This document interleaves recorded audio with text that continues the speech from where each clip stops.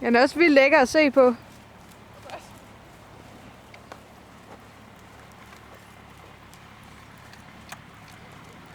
Og det er i hvert fald ikke, fordi jeg kommer til at mangle travfilm uden for dig.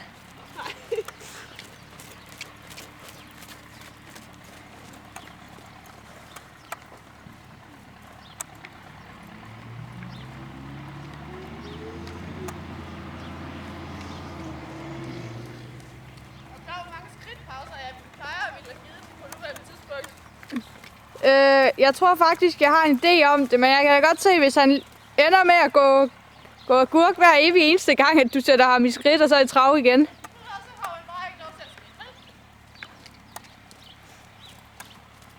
Så han sådan set også lidt selv udenom det.